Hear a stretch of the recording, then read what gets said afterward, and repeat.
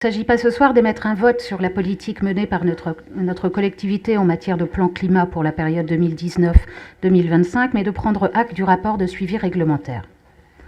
Au-delà de son caractère technique, ce rapport permet de rappeler quelques principes et de regarder dans l'exécution des programmes ce qui est pertinent, ce qui est auxiliaire, ce qui mérite une attention soutenue. Ce rapport s'inscrit aussi dans le prolongement de la charte d'engagement pour le climat que vous avez soumise à notre Assemblée il y a un an.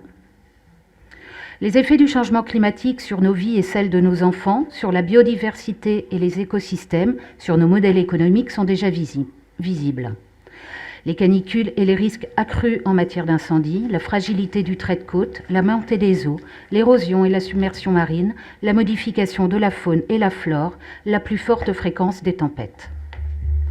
En matière de climat, comme dans toute politique publique, ce qui est important, c'est l'impact concret des initiatives prises au-delà de la réalisation des intentions affichées.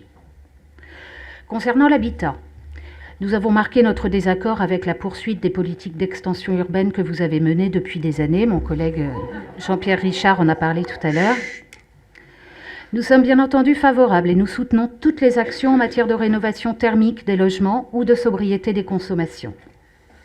Nous restons toujours attentifs à ce sujet. Nous rappelons de manière constante que plus on éloigne les habitants des lieux de vie, de consommation, de travail, de loisirs, plus on renforce les besoins de déplacement, alors même que l'on n'a pas aménagé les réseaux, qu'ils soient routiers ou de transport en commun, en fonction de ces extensions. Ce sont des principes de modération que nous ne retrouvons pas suffisamment dans les opérations urbaines. S'agissant des déplacements, nous nous sommes prononcés pour un passage rapide à l'électrique de la flotte de bus. Cette conversion commence à se mettre en œuvre. Je ne reviendrai pas sur le choix du tram pour l'une des 2 nouvelles lignes de TCSP. Nous considérons toujours que ce n'est pas le meilleur choix, ni sur le plan financier, ni sur le plan du service rendu. Les éléments que retrace votre rapport sur le report modal montrent qu'à ce stade, si la part du vélo s'est accrue, ce n'est pas au détriment de la voiture individuelle, mais du transport public. Et lorsque vous tracez des perspectives à 3 ans, c'est au conditionnel que vous espérez un report modal voiture-transport en commun avec la mise en service de mon réseau grandi. Nous avons eu l'occasion de regretter les retards en matière de plans de déplacement d'entreprise qui sont des outils importants pour évaluer les flux émetteurs-récepteurs et anticiper les politiques de déplacement. Sans doute, la métropole n'a pas assez joué un rôle d'entraînement ou de coordination de ces politiques de mobilité. S'agissant de la gestion de la biodiversité et de l'arbre dans la ville, la demande sociale pour plus de nature et de végétal dans la ville est grande. Avec le réchauffement climatique, il faut non seulement limiter les zones artificialisées, mais plus encore désormais promouvoir les espaces verts et les îlots de fraîcheur en ville. Face à l'abattage de plusieurs centaines d'arbres sur le tracé, la réponse réside surtout dans la compensation écologique sur d'autres sites.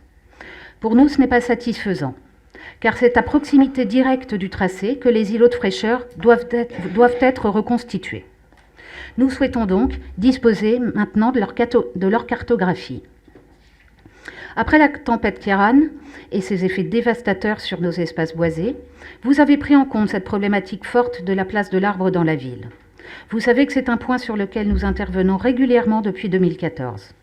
Nous espérons beaucoup de l'annonce d'un plan arbre sur la ville et la métropole. Nous sommes prêts à y travailler avec votre vice-président en charge pour créer une canopée sur notre agglomération. Je vous remercie.